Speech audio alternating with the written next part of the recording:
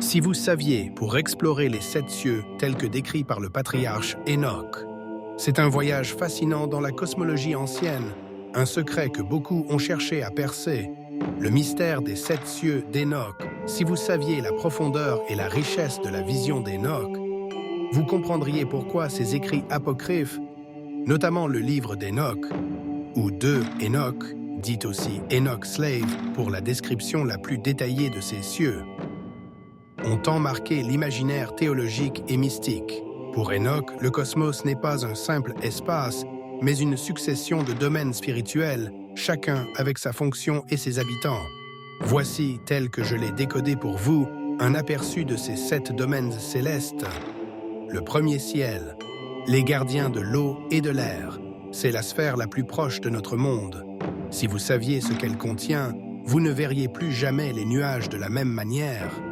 Enoch y voit le lieu de l'eau condensée, les réservoirs de neige et de glace, les esprits qui commandent aux éléments atmosphériques, le vent, les nuages, la rosée, le deuxième ciel, la prison des anges déchus.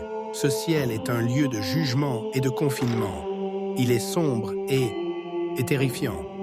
C'est la prison pour les anges qui ont péché contre Dieu. Ce sont ceux qui sont descendus sur terre pour s'unir aux femmes et enseigner des secrets illicites. Les fameux veilleurs. Enoch voit ces âmes enchaînées, pleurant leur sort et attendant le jugement dernier. Si vous saviez leur souffrance, vous comprendriez la gravité de la transgression. Le troisième ciel, le paradis et l'enfer provisoire, ce niveau est dual, il contient les 2 extrêmes. C'est l'un des plus importants symboliquement.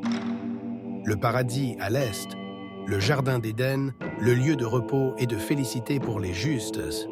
Enoch y voit l'arbre de vie et est accueilli par ses bienheureux habitants.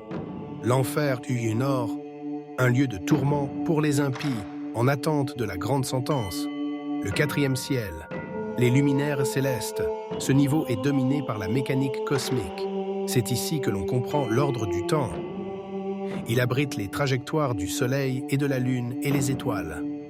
Enoch observe la course des astres, leurs portes d'entrée et de sortie, ainsi que les anges qui régissent leurs mouvements. Il comprend l'établissement des jours, des mois et des années. Si vous saviez la précision de cet ordre, vous ne douteriez plus de la providence. Le 5e ciel, la Légion silencieuse, ce ciel est plus mystérieux, centré sur le silence et l'attente. Enoch y voit une armée d'anges, les Grégory en deuil ou en attente.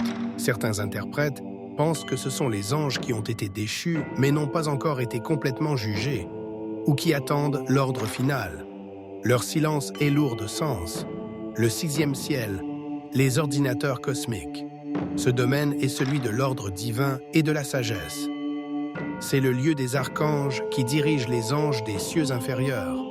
Ils s'occupent de la régulation de la vie terrestre, l'ordre des saisons, des rivières, des fruits et la discipline des esprits des justes. C'est le centre administratif du cosmos. Le 7e ciel, la présence divine, c'est l'apogée du voyage, le niveau le plus saint, au-delà de toute description terrestre. C'est le trône de Dieu, le Merkaba. Enoch y voit les séraphins, les chérubins et les ophanimes, les rouses, brûlant d'amour et de lumière, chantant sans fin la gloire divine. C'est dans ce ciel qu'Enoch est transformé, devient le scribe céleste Métatron, selon la tradition mystique juive ultérieure, et reçoit les secrets de la création. Si vous saviez la gloire de ce lieu, vous comprendriez que toute quête terrestre est vaine comparée à cette vision finale. Le voyage d'Enoch n'est pas seulement une description géographique, c'est une carte de l'âme, une ascension vers la connaissance ultime.